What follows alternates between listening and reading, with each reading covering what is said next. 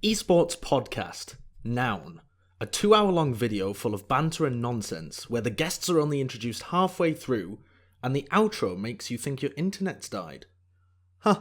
Right, I'm here for another episode of Reflections, and my guest for this one is Derke. And even though I have done other episodes of Reflections about Valorant, it was always like I kind of cheated because it was always someone from CS before who had like a long career, and then it's more like, right, let's talk about the year of Valorant. Because if you remember, a whole bunch of them like came over for a year or two, and then they went back actually, fully enough, and then some of them even came back again. But we'll see about that. Derke actually is just a proper Valorant pro. Like he's accomplished quite a lot. In fact, this is actually a sign that I can do the Reflections now. So normally I do try to wait a few years and try to get people who've actually sort of made their name like legendary. But if people don't know, Derke actually has a pretty amazing resume. You'll see when we get into it, all the big tournaments. But the first place to start, Derke, is obviously in your case, you have the opposite story. It was actually CS that you were playing for a few years, but you didn't get a big name in that one. You were just in the Finnish scene, which understandably is not massive. I mean, the joke of in the time we're talking about is actually about the time you left was about the only time Finnish CS was even relevant when that instant lineup came on. Before that, it was kind of always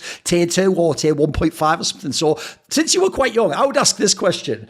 The obvious thing people are going to wonder about Derke, if I tell them you're like potentially the best Valorant player, you're one of the best Valorant players in the world most years, the question people would ask is, were you actually good at CS? Like if you'd have stayed in that game, if there'd been a team, if there was no Valorant, would you have become a top player in CS, do you think? I like to think so, but it just comes with different things. Like in Valorant, I started and the game was fresh, so it felt like everyone started from the same page. Everyone was learning at the same pace. And then also in Valorant, I got super lucky because straight off the bat, I got lucky with like teammates who were guiding me and helping me a lot more. While in Finnish CS, it was like a bit... it was like a bit more unmotivated and people didn't really care, and then it's just like circling around the same players. Like even now I see it's some of the same players in the same teams with the same rosters, and it's kind of like boring a bit.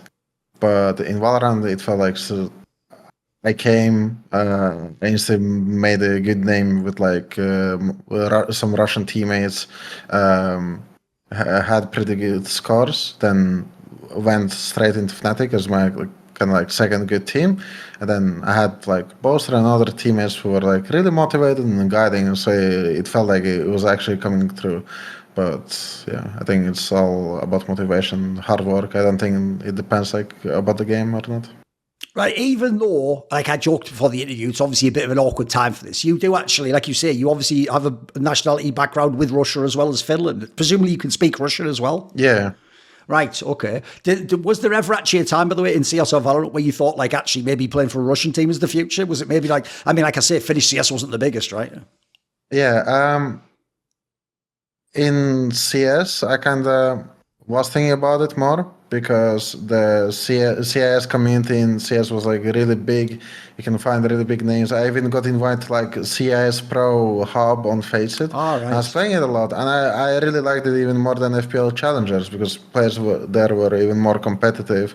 They're pretty straightforward, and it felt like a nicer place. And then in Valorant, I played before FNATIC in a Russian team. Like everyone was just Russian except me, basically, but could count myself too.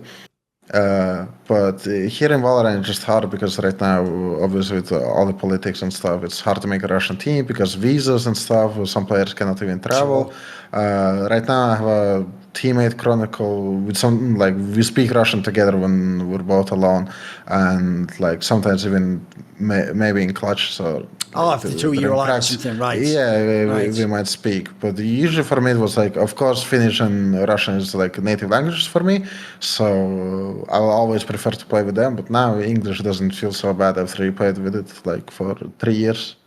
Right, being as people are going to know from Valorant, you're like a star player, like the Duelist, you're everything's set up so you can be the best. Were you that type of a player in CS? What type of role did you do in CS?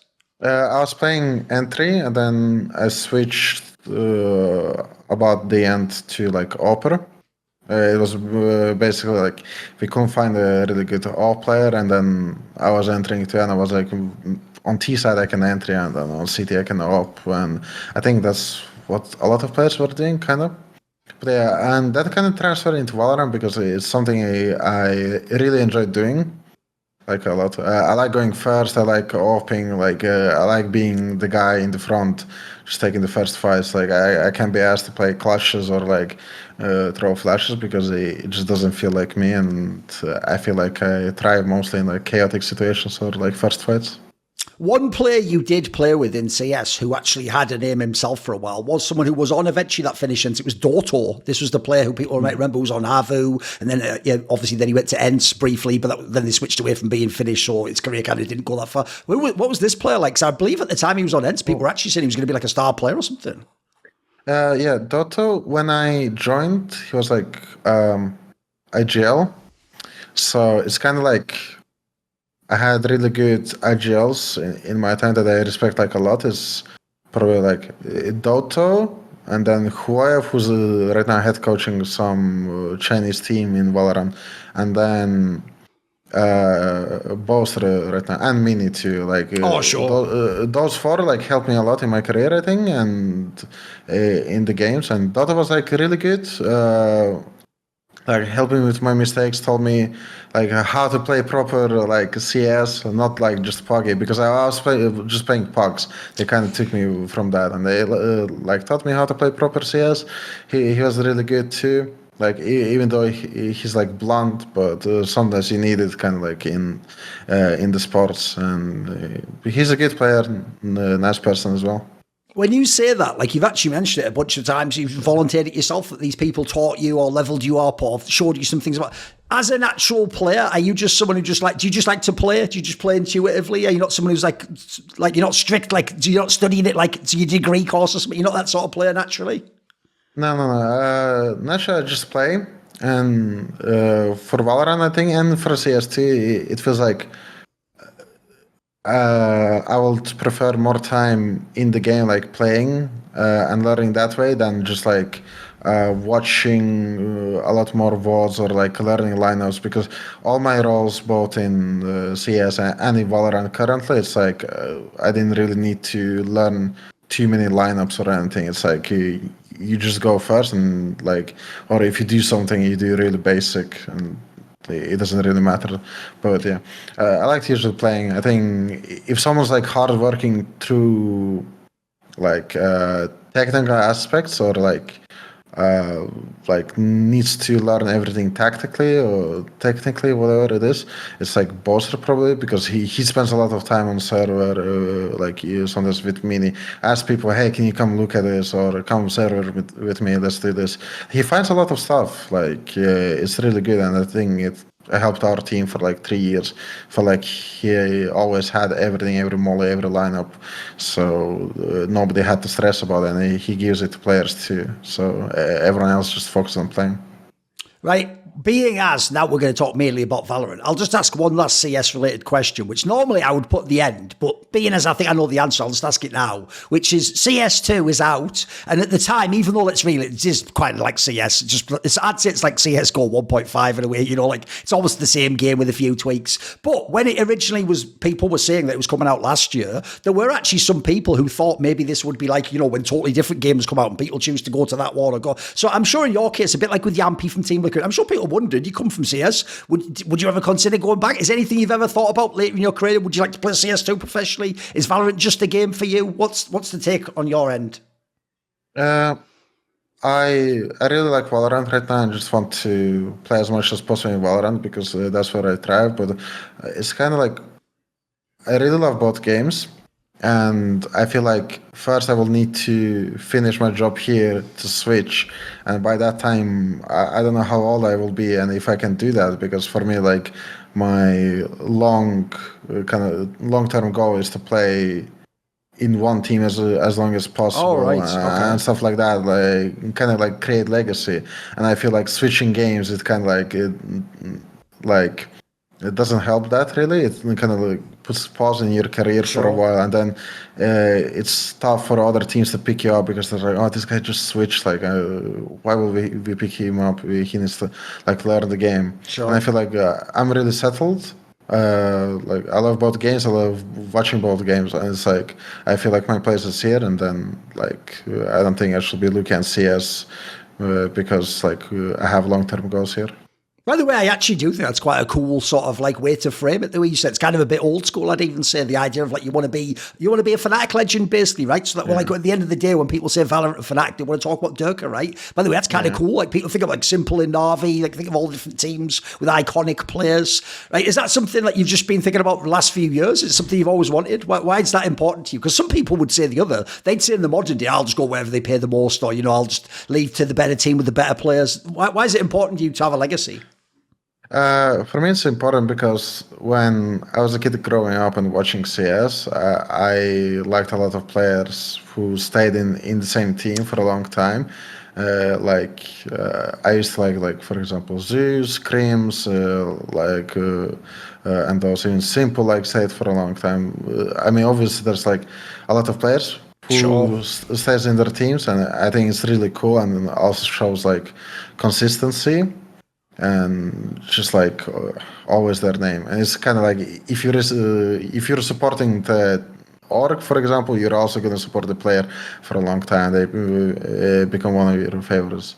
For me, it's just cool, and yeah, I don't really like switching teams. I don't like doing that type of stuff. For me, it's like always like, oh, I want to be here till the end. Of course, I'm not saying I might be in FNATIC for like 50 years and like just stay in one org. Like, of course, anything can happen, but like for me, I just want to stay always in the same team as long as possible for me.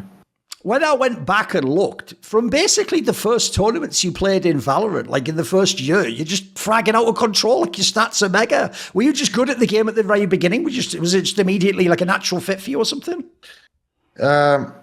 It took me a bit time to get used to it, but after that, yeah, it felt pretty easy. I mean, in this game, like, it's pretty easy to gain the mechanics, I will say. And at the start of the game, it felt like not many people were kind of like on the same level. Like there were really few players on the pro scene on the same level, and it felt more like work ethic. Like a lot of people didn't play ranks.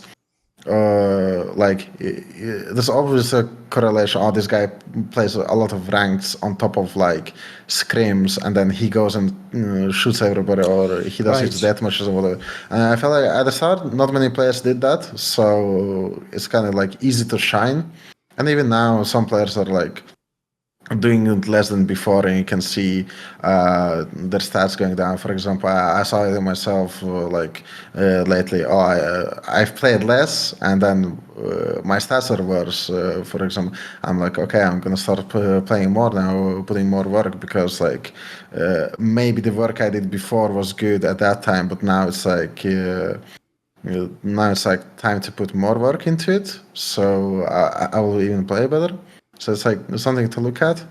But yeah, for me, it's like, whenever I played a lot, I used to like destroy everybody. And I think at that time, nobody really did that. And then now comes a time where people who don't put the time into the game, they will slowly like vanish into tier 2 and then maybe out of the game too.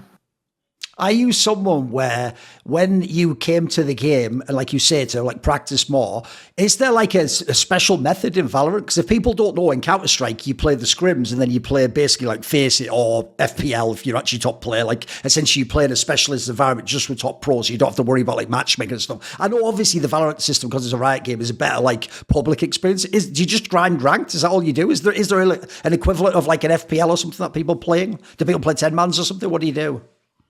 People used to play 10 mans. Like usually pros are like, oh, ranked is bad. Let's make a 10 mans Discord, and they make a bot that just basically like a Face It, and then you can find every year there's like 2 or 3 times people do that, and it dies in a week. Because there's a lot of drama between players, or the players are like just don't like each other or whining a lot, and it's like impossible to play. My problem is I come in, I'm like, guys, I just played Prax. I don't really want to play the same stuff I just played in Prax. Let me try some fun stuff. Let's pick these agents, and one guy can be like, no, guys, I don't want to. And then you're like, okay, well, this prac is going to go, not prac, but this 10 man is going to go good because one guy is already whining by not picking the agent. And then it just all kind of ruins the experience. then, but yeah, obviously it's like ranked. What people play, the deathmatches and stuff. There's a lot of game modes that actually are good too to improve. Like team deathmatch, they did really good where you can actually team deathmatch, and then at some point in the game you can get an ability or pick up like orbs and stuff, and then basically use the abilities and deathmatch, which is good. Then there's like Swift plays, which imagines like casual game but super fast. I know some pros play that because it's just like you can actually practice your agent super quick and do stuff you want on every map. But yeah, but nothing like Face It really. But I think the ranked system here is fine. It's really like you will queue Face It, but not just FPL, like random. Even though sometimes it just sucks because I think it's just the nature of a game where you have to select agents, and then maybe another team's composition works better against you, and then people start whining. It's just all it's kind of random sometimes, so you cannot like blame it all on ranked.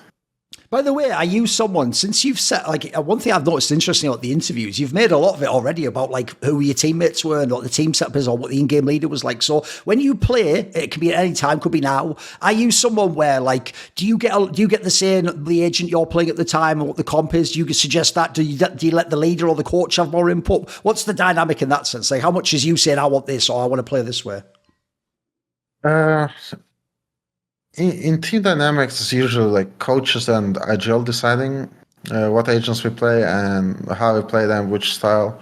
Of course, there's like player inputs for like, I don't like playing this agent here. Like, I would rather play this or this here, which is like in our case. And I usually, for me, it's the easiest because I'm playing Duelist. So of course I'm gonna have all the juices, the agents that I can just go forward, and people will love to play them in ranked and stuff too.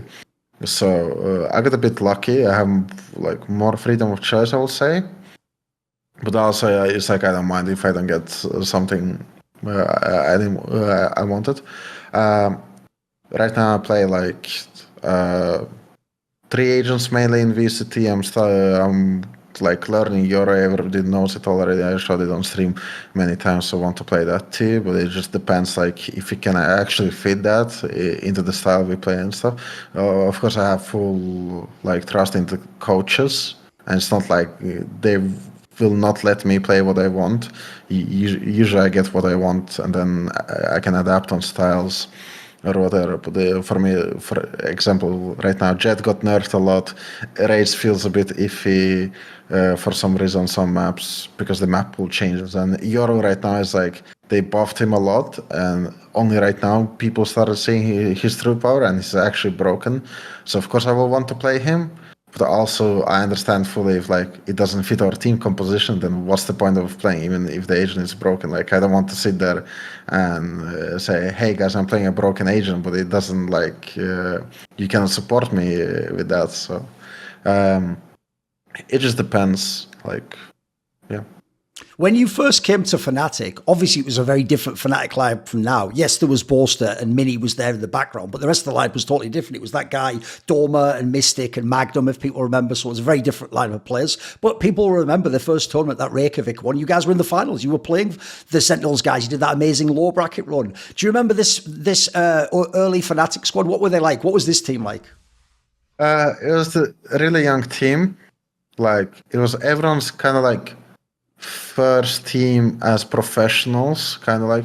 I mean, for me, I played some tournaments and lands locally in CS, so it's kind of like I was used to it, but not international. So we go straight off the bat, we win the qualifiers, go to international event, first time for many leaving their countries alone, because everyone was like a kid. Everyone was like 17, 18, 19. So, and then Boaster was like 25 at that moment. So everyone's a bit young. Everyone was having fun. Like we were playing a lot of the game because everyone's young too. We qualified with me and Magnum just now joining, and it was like a really fun squad. You had a lot of fun in it, even though sometimes like there were a bit childish moments in the team, of course, because people were young and didn't really understand like what it takes to really to be on top, and like that you need to be professional. But I'm sure like people learn from those mistakes, or understand, or have grown up a little bit. It was a really fun team to play with, and we made a lot of memories together with that team, which is like insane because almost none of them, for example, except me and Boaster, played CS, and they still like made it first international like finals for the LAN event. So I think it's a huge achievement. Of course, it sucked to lose back then, 0-3, because we felt like we could win that game. But yeah, right now looking back at it, like we had fun. We came top 2. We should be proud of it. And now, like for example, Magnum is going to Madrid, and he kind of like knocked us out for that too. And I'm really happy for him because I know he's a really hardworking guy, super funny, and like he got stuck in tier 2 for a year, even though I thought he needs to be in tier 1, but he just didn't get a team for some reason. And he still made it now with KC to Madrid, so I'm really happy for him, and I hope he takes the whole event, because I feel like everyone in that team deserves it early. Right, obviously the winners of that event was Sentinels. This was still the time when they were considered the best team in the world, and TenZ was getting all the rave reviews and stuff, right? What were they like to play in their prime? In their prime, it was a bit annoying because, of course, they had like insane individuals that were hitting every shot. But even with their individual skill, I think they were doing a lot of stuff right as a team, or like playing together. Like they had a lot of basics that even now a lot of teams at the top don't know about, and they were kind of like together with the team. That's how it felt. Like it wasn't like, oh, one guy is picking you. It felt like 2 guys are always picking you. You go on a side, there's already a 3rd guy, then a 4th guy coming up. Maybe it wasn't like as structured, like where they have everything like structure and trying to play super clean, but they were playing together. Kind of feeling. It's kind of the same feeling as when you play PRX. It's like chaos, but they also do it together, so it's like good for them. By the way, obviously at the time, like I said, TenZ was the big name, and you both played the same role. In fact, you were both obviously Jett mates. Like, well, how would you evaluate TenZ on Jett when he was at his peak? Really good. It's like, I mean, I do think he was one of the best players just by pure raw aim. Was he better than you? At that moment, yeah, I will say that. Like, just by individually, yes, he knew. It felt like he knew more about the game. I'm not salty about it. He started the game way earlier than I did too. I was more happy that it's kind of like, I wasn't happy with my performance in the finals and how we lost, but I knew like, hey, like later on I looked at it, hey, like the fall event, like I was still smurfing on other people. I could have played better, and I know what I need to fix and focus on, and I'll beat him later on. And then last year was the first time we took a rematch against him in lock-in, and we won, and it felt good because I was like kind of like waiting for it. So, like I had that thing like, if I lose to someone, of course I want to like next event play against them and want to win really bad. We won them. Even though he wasn't really playing Jett and stuff, only on one map. On Haven he played Jett, I think. I remember, yeah, felt good. I knew I made a lot of work, and like it redeemed itself and won against him. It wasn't like all the time in my head, oh, TenZ is better than me, I need to win him. Again, it's just after finals I knew, okay, I need to work on it. Then next year, I played like Chamber and stuff, and I was still playing good against other teams. Like I never have any player in my head really, just like doing my work and then seeing what's gonna happen on the server, because all the preparation comes before the match really. Like when you go into the match, it's like you cannot really fix anything anymore. It's like you will play and then everything will play out the way you prepared. If people remember, obviously this team had its ups and downs initially. Like after this really great finals run, then the team didn't make it to the next Masters. Then at Champions, famously, there was that crew upset where it was kind of like a bit shocking. I'm sure people probably already in their mind looked past that team on the bracket and thought you would be going forwards. And obviously later, the success came when there was roster moves. What would you say? What was the issue with this team? Because it had its ups where it looked good and it had its moments where it obviously failed. So what was the issue with this team, do you think? Issues I feel like were obviously like if you want to be the best and win the events, you need the best players for your roles or people that can kind of like play off together a lot. And at that moment, felt like we lost champs in 2002, and it felt like we could have done more. Some people could have played more, or like.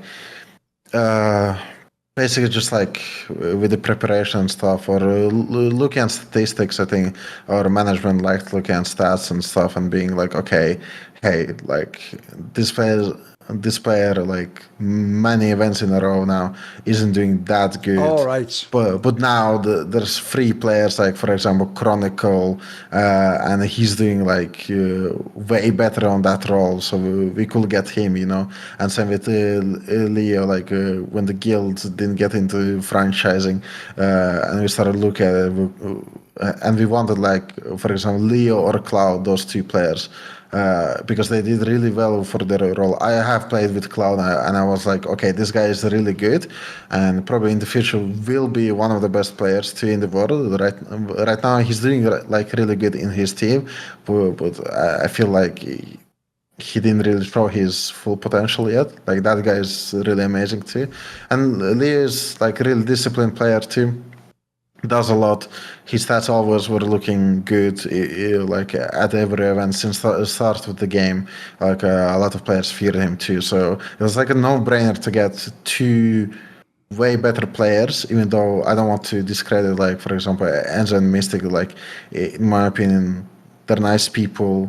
You know, I have played with Mystic a lot and stuff, but it's just like if you want to win trophies, sometimes like you have to make the next step if the teammates want. Like it's just how it works in every sport, esports, whatever. It's like something you have to do. At the risk of sounding BM, you statistically were really good at champions. Like, were you yourself in good individual form in this time period? I would say my best events were like, or years were like 2021, 2022. On 2023, I feel like I was really good at the start and the middle, and then it started kind of slowly dipping. Right now, I can't really say about this year, obviously, because we played only 2 games, and it was a bit like, even on the first game, I didn't like how I played, for example. It felt like we had problems inside the team that we couldn't fix yet, and then it also beat us in the ass on the K-Curve game, and we lost. And it's like now we need to wait for the international split to play against many other teams, and then we can actually see. But like right now, even after the loss, I kind of became 10 times more motivated and like want to play more, want to win. Gonna work harder, even though I kind of hate when it was like all the time in my career, or like every time I was like, oh, these guys should put work now instead of later when it's too late. And now I feel like maybe I have done the same mistake, you know. Of course, maybe I was grinding more before when I was at my best, but now it's time for me, like, oh, I need to put like a lot of work now, and even more than before, because the way I played those last 2 games, or even like the champs last year, even though it was like statistically okay or average, or like a bit above average than some other duelists, but for me it's like I'm playing a team. I have insane players, I have insane individuals, even could call like everyone friends. Like we're doing really good. Everyone, in my opinion, is like at the top in their roles. So of course I need to pull myself to the top too. And it's like they cannot change my stats. They cannot make me play better. Like they will do everything in the game, and every other preparations, of course, going to be from me. So it's just my responsibility to do good. Right. Obviously, the 2021 year was the year when not only everyone spammed the fuck out of Jett, but everyone who didn't play Jett just cried that it was OP and it was breaking the game and Riot must do something. Right. You were one of the best players. Like people would even say, arguably, this is your signature agent, right? You still play it whenever you can now, it looks like. What did you like about it back then? And was it OP? Was it broken at the time, mate? Yeah, it was broken, but mostly it was broken because people didn't know how to play against it, and then of course there weren't agents to counter her as hard as now. Right. But I'm not gonna say, oh, she was broken before. That's why everyone was like destroying on it. Right now, she's still good, and you can do great things on her. Like you can still see a lot of duelists at the top, like destroying on her. So I don't feel like anything changed. It's like you will always need to adapt, and it all depends on the map. Well, for me, like for example, my signature map was like Icebox 2, and now with the new Icebox, a bit changes, and the Jett changes that they made, like the most recent change they made to her, it feels like Icebox is played a bit differently now than before. Of course, it sucks for me, but I was like, whatever, I just need to adapt. She still has the dash that's broken, and I think that's what makes her broken. Knives were really overpowered before because you right click and it's like a shotgun and it resets if you kill. Now if you right click, it's gone even if you kill somebody. So everyone needs to practice their just singular knives, like the left clicks. So yeah, but I don't think it's like a massive difference really on the Asian. If you pick up an op and you play against a team who doesn't know how to play against Jett and didn't learn for 3 years into the game, like you're gonna have the best day ever. Right, in this team you had in 2022, well, one of the player changes that seemed like it was an interesting move was to bring in Alfajer, and it seemed like actually he kind of impressed people in this team. What would you say about this player? Who is he? Alpha, really young, explosive. I mean, he came in straight in the team. His English was bad too. He was kind of shy, you know, but really big credit to, like, for example, Enzo too. Like he was kind of like being friends with him, playing a lot with him, ranks and stuff, and kind of like helping with the English so he will get more comfortable. And everyone in the team had good vibes too, so it was easy for him to settle in. But that guy, he plays a lot. His individual skill is like insane, especially his aim. He can play almost any agent too. Like he just likes playing the game. I don't think it matters which agent he plays. We brought him in as a Sentinel, but after we brought him, they made Chamber, and Chamber was broken at that moment. And also, if you play someone Chamber, he needs to play op. So it was like we thought, okay, let's put Derke on the op with the Chamber, and this guy can play Raze. But maps where we need to play Jett, Derke can play Jett. That was our solution. So of course, and he was dominating on Raze. Like his Raze was really good. And I think even now, sometimes like me and him play together, like ranked, or I see him play Raze on stream. Like he's still good, like on every other duelist, but he also shines on like Sentinel on the role we brought him for. So it was like I just went back to Duelist after the Chamber meta died, but the guy was like really good at everything, and I know a lot of fans or people were like, why don't you just keep him on Raze? Why don't you take Derke's Raze now and give him, we just don't want to clutter and like make everything really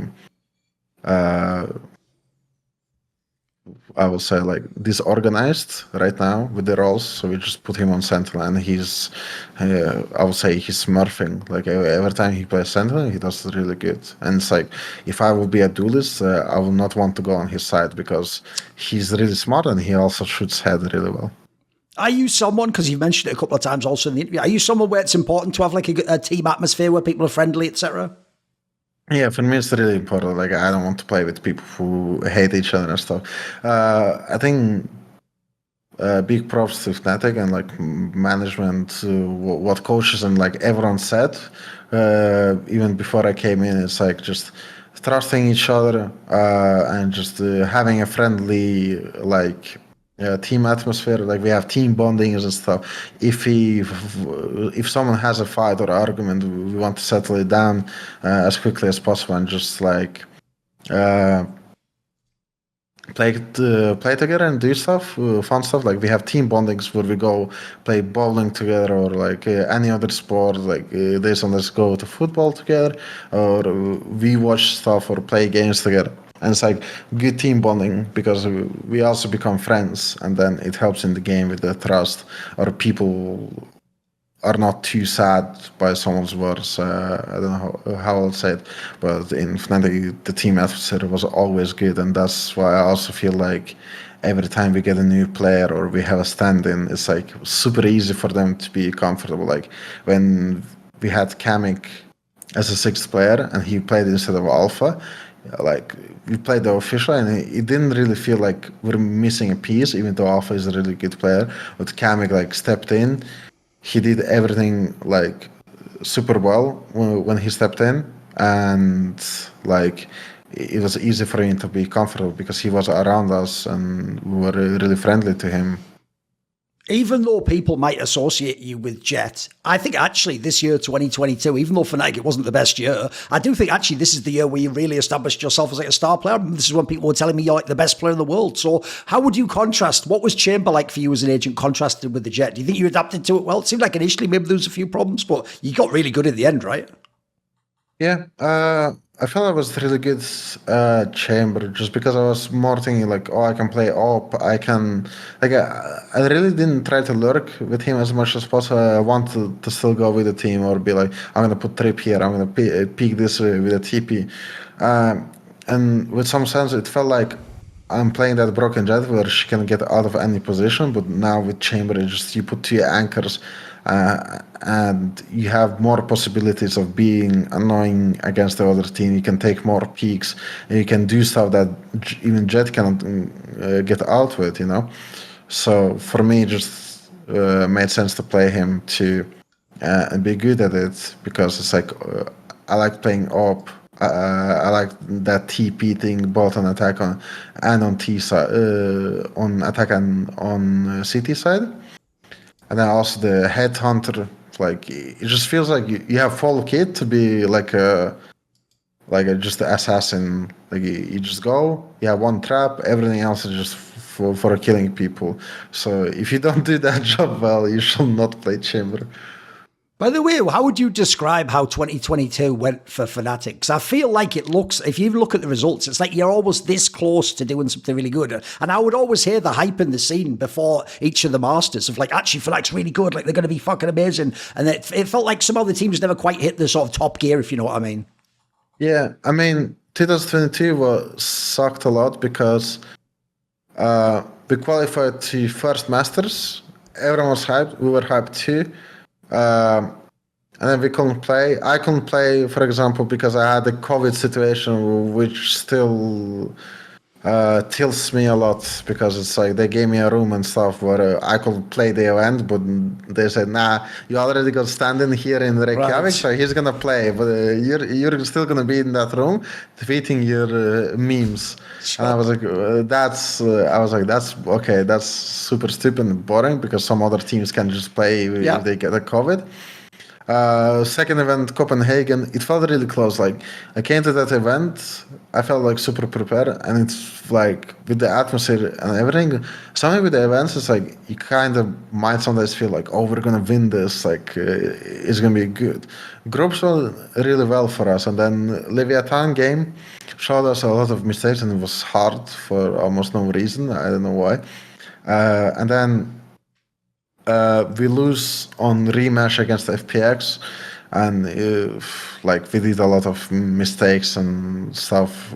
We were like, okay, we'll fix it for champs. This was a good event because first time we qualified together with that team. Like after Alpha and the Enzo came in, first time we qualified, we won the EMEA thingy. We qualified for Copenhagen. Let's win this, and we come top 4, which isn't bad now that I'm looking at it. But of course, top 4 at that time felt like failure because everyone felt like we can do more.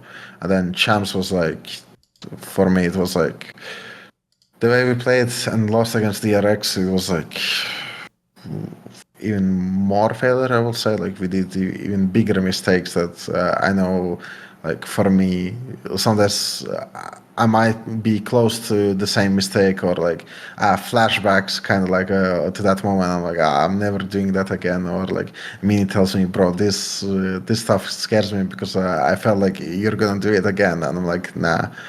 So I feel like a lot of players kind of associate that with like stuff we weren't supposed to lose, with how many clutches we gave away.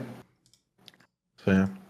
By the way, obviously, I want to ask about Boaster as the captain in your team. The very interesting thing, if people don't know his story, is he also was from CS, but he was like essentially on like, the joke is like tier 4 or something. He wasn't very famous, basically, but he was on like a smaller team. And actually, he's obviously not that young, actually. Like, he's not a guy who's like 20 years old now. He's had a few years. It's just he hasn't got like the top level experience. So I think actually he's made a very, very interesting profile for himself in VALORANT because people not only have seen his personality, but then you look at all the different FNATIC lineups. It's only you that's staying in the lineup, but these teams are all good. They're all in contender status. And I noticed everyone in interviews gives him a lot of credit, actually, and says he's like a very good captain figure. So who is Boaster to you? Seems like a pretty influential figure, right?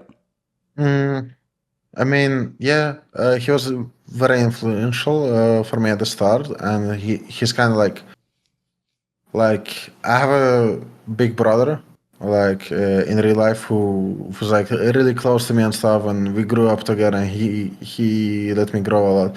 And Boaster feels like that big brother, but in the game, kind of like he taught me a lot, and he's always helping everyone. Like if he feels like you're slacking, he's gonna tell you and like, hey, stop, because I don't want to see you like out of this team or like going into tier 2. You know, like if he sees someone doing that, he'll tell them, and always for their mistakes. He's gonna always calm down people up or like resolve the issues. And he's also like, as a captain, I feel like a lot of captains don't have the same quality as him, whereas like he's not as strict in the game. Like he obviously might be a bit pissed if you don't listen to his call and do exactly the same, but he's not gonna be like piping up for it and always gonna like help you out or fix the play that it works for everyone. He's always gonna listen to you and like, oh, you like this? You know, I'm gonna make something for that so you can actually like do that and shine even more, and we're gonna help you. So I feel like he listens to everyone, helps with that everyone, and doesn't really force his plays as much as I would say other captains will do. Like, for example, if I look at some team voice comms or I hear from other pros about something, they have like IGLs who are like, no, you need to play my way, or like everything that I say. And with him, it always feels great. Is that something that for you is specifically better? Like you wouldn't want to be under too much structure? Kind of, yeah.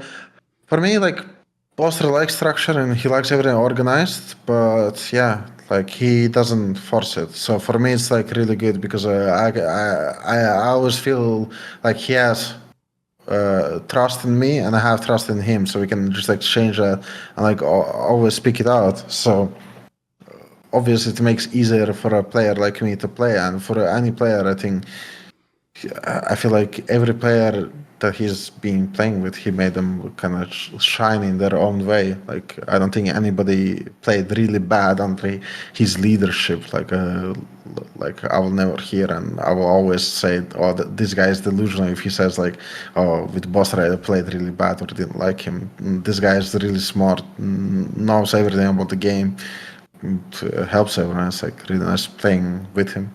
Right, people might wonder, Derke, is it because now you have won a bunch of the big tournaments that you had this feeling when you look back on the other years of like you said, even coming fourth felt like failure to you? I mean, to most teams, that would be a good run. You know, like if I was one of the small teams, especially, that would be like that joke is that would be half the interviews, just that one run if they came fourth. So have you always felt like, whether it's you individually or the team, like you should win these tournaments, you should be potentially the best in the world? Yeah, I mean,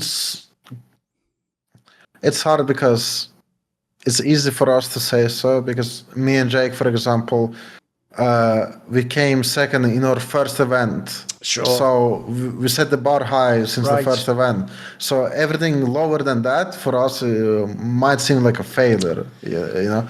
Then we have a Chronicle who his first like international event he won it. Oh, On sure. his second he went into the finals, you know, and then he didn't play for a year in LAN events, came back, won 2 titles with us. So and that's kind of like with everyone has done high placements, but also everyone had really bad losses that they don't want to repeat in their careers, and they want to do extremely well to kind of like win as much as possible.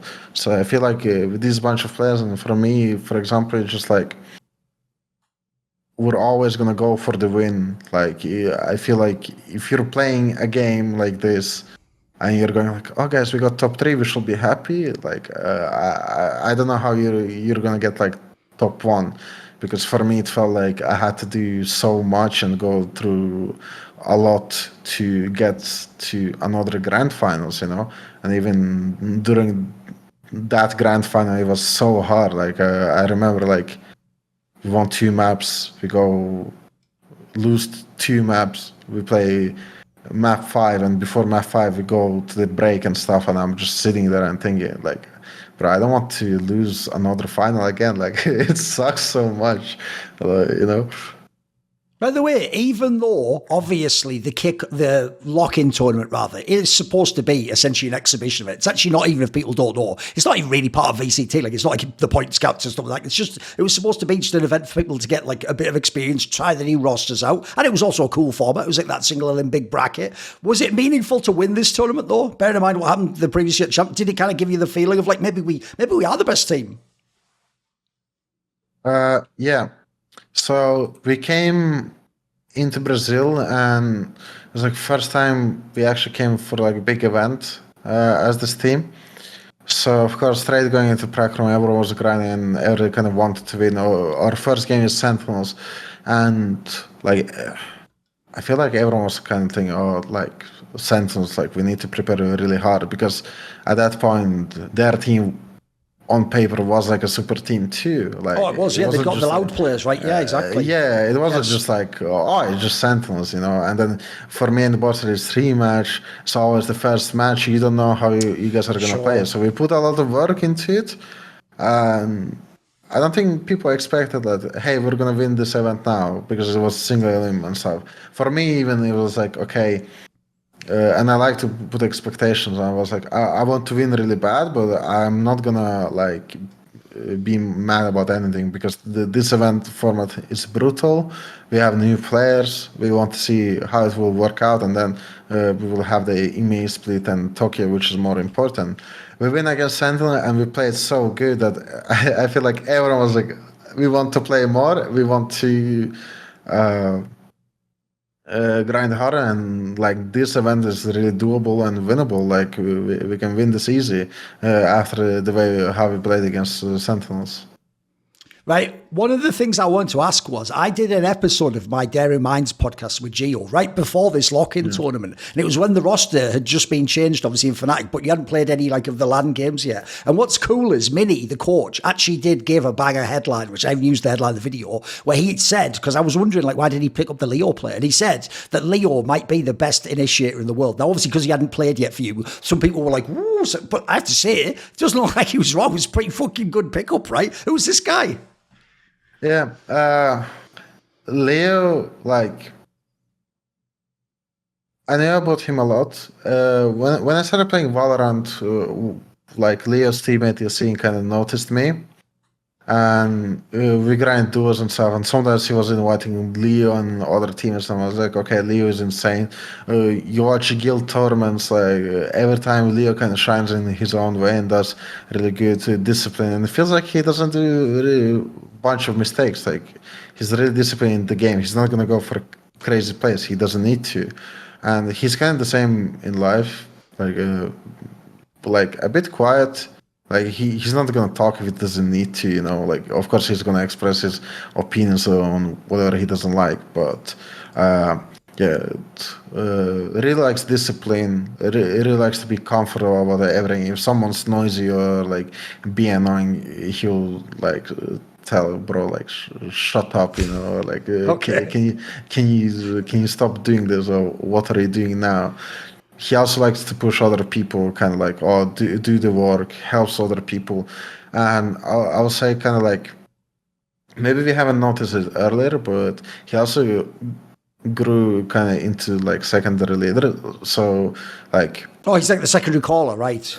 kind of, yeah. So what I like about Leo is a lot, like he doesn't talk a lot. He always talks like info, but he's not gonna be yapping a lot like during the game. Like me, for example, he's not gonna talk as much as I do. But once he talks something, it's like really good info or really good stuff that we should do, and it's always a pleasure to play with a person like that. And he reads the game very well, reads the utility very well, and knows the reaction. And he's also a player who could be like, hey, like we need to do this. You come with me, you two, let's go here and destroy them now, you know? Or like he understands the game really well and also reads it really well. So because of that, I always told him, and like we tell him a lot. And I think he grew into that, yo, dude, like if you have something in your mind, tell us, because like 99% of the times it's something like really good. When you did win the VCT, the Tokyo one, right? The coolest thing about this one is you didn't lose any series. In fact, you only lost one map in the whole tournament. Like, if all the other ones, if we talk about all the flaws of the other events, and when you come second or you come fourth or you lose here or you get, it feels almost like a dream tournament to never even lose a series. Yeah, Tokyo. Okay. Basically, we lost the game before Tokyo to Liquid, the EMEA one, and it felt like nobody wanted to lose that, and nobody wanted to lose that team. And I felt like it couldn't be asked. And then we had all of the thoughts. We even said, "Oh, we should have won that." We were like, okay, we got a lot of hate for losing that, or the teams were saying something, or Liquid started having an ego. So we said, okay, like we need to go to Tokyo and just like smash them. Okay. Went into Tokyo, we grinded, we did really good, and the whole time it really felt like we're gonna win it. Like the groups were easy. Then the playoffs, it all seemed doable, and we knew we were gonna win it. Then upsets started happening in that event. Like some teams, for example, Loud lost in groups. EDG was destroying people too, and we felt like, okay, like this is even more perfect scenario for us. Like the strong teams are getting upset, and then we're just caring about our business and like, okay, like we need to do this. We need to win this team. Let's do it. Everything felt clean. People were grinding. Everyone did their job in the team. Like it was a pretty nice event. Rather than ask about the whole Champions event, I think the obvious thing to ask is just about the loud rivalry, because obviously it was playing this team twice that locked out the tournament, right? This was obviously the team that you played at the beginning of the year in the kickoff tournament, even though I will point out to people, a lot of people did call that team was going to drop off after those players went to Sentinels. No one knew would they be as good Loud, and obviously some would argue they were like a top 3 or 4 team with you along by the end of the year. So what was the dynamics? It seemed like every time your two teams played, it was banger games. It seems like it was like anyone could win these matches, right? Yeah, Loud were really good. Obviously, we had that crazy match that I think everyone remembers at Lock-In. I still feel like that's the greatest match I've ever played, because I think any player that will play that, like they will grow as a player and as a person so much and learn from it a lot. And it was really good for us, especially that we won and stuff. And Loud has always been good, and I wanted to play against them ever since 2002. Lock-In was our first match like that. Now, I always respected them because they seemed well organized. Their plays are really good, like Les and Aspos. Like I respected them a lot because like they were really good at their roles. I respected their leader Sadhak because again, like Boaster, I think every player he played with has shined, and he like enables them really well. And he seems like a really good guy. When we see them like in the hotel lobby during media day and stuff, like he's really fun. So I had a lot of respect for that team. Still have, like, every individual was good. Obviously not gonna talk about locking too much, but the champs, like, we lost twice to them. It kind of felt like their comps are too hard to play against with our comp. We didn't know how to counter some of their stuff because it's like they play some unusual comps. They all also adapted to us, and then we started panicking a little bit, or we changed up something right before the game, and it kind of like made some people confused. And like I'll more say, like, it's more credits to them that they were so good rather than us being on a bad day. Like I won't say we were really on a bad day. I even feel like if not Loud, any other team, we will beat them. But it just Loud for me felt like they knew how to play against us, and they're playing unusual comps that are super annoying to play against with our comps, you know? Like even the full stuff with like Harbor and Sky at lock-in on Icebox, where they just throw a million walls. I'm like, what is happening? And then I just get pop flashed through the wall. I'm like, what? And then they do that with all the maps, and they keep innovating stuff. It's cool, but for us, we're kind of prepared for that. And then the second match, it felt like kind of the same as the first match. Like we started panicking a bit, and even like we lost against KC, and we watched the VOD back now, and we're like, guys, like, you know, like at some moments it felt like the Loud match we're doing the same mistakes. Like we need to fix that as soon as possible because we don't want more of that. Like they were really good, and I still feel like they can destroy people now. Like Lessons Sadak is a good core with counts in twos. Right, because obviously you have the Finnish flag on all the websites. I actually hadn't even in my head put together the Russian connection. So did you actually know Chronicle before you joined the team? Did you have any relationship with him beforehand? Yeah, I didn't really talk to him much before FNATIC. Like, I mean, of course, for me it was like, what I like about CS community is like everyone feels like together and stuff, and like when I was going in Reykjavik to finals, everyone from Gambit boys and everyone from CS was like messaging me, "Hey guys, come on, do it, you can do it." All right, cool. And they were kind of rooting for me, you know, everyone. And the same for when they were playing Berlin and Champs, I was rooting for them, I was tweeting for them and stuff. Right. Like I wanted them to win because for me, like I always want my countrymen, whether it's Finnish people or Russian people, to destroy and like be really good. Sure. Like I'm really proud of that. That's how I kind of spoke to Chronicle and stuff. And yeah, like it just was always like that. And of course, when we started like talking about, hey, we should get Chronicle, like my manager told me and stuff, I started playing with him, I started talking with him more and kind of like getting to know him. And the more I knew about him, the more I liked him because he's really passionate. He knows kind of like everything, really like tech geek and stuff, and kind of fun to play with. Has probably the most insane memory I've ever seen because for some reason he remembers everything too. And even like out of life stuff, can play any age, and even like after the fall off season, after we got Chronicle, I was thinking like everyone from Gambit went to different teams, but I feel like we got the most valuable teammate we got because this guy can play anyone and he speaks really good English, so he fits really well for this team. Right.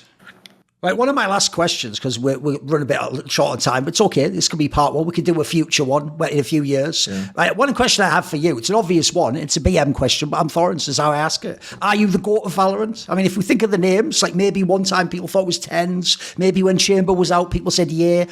To Derke, I'm not saying to everyone else, to Derke, are you the best player that's ever played Valorant? No. For me, it's like, okay, I won 2 events. Nobody has done that ever before Duelist, but like there's players who already won an event, and for them to get that close, just winning one event, which like we played only 9 now. So I won't say that. Then I also had some bad performances and blah blah blah. I have really good teammates and stuff. And for me to settle that and go to bed, it's like I need to play really good. Like started playing really good, more consistent than I did, even though I think I was one of the most consistent players ever.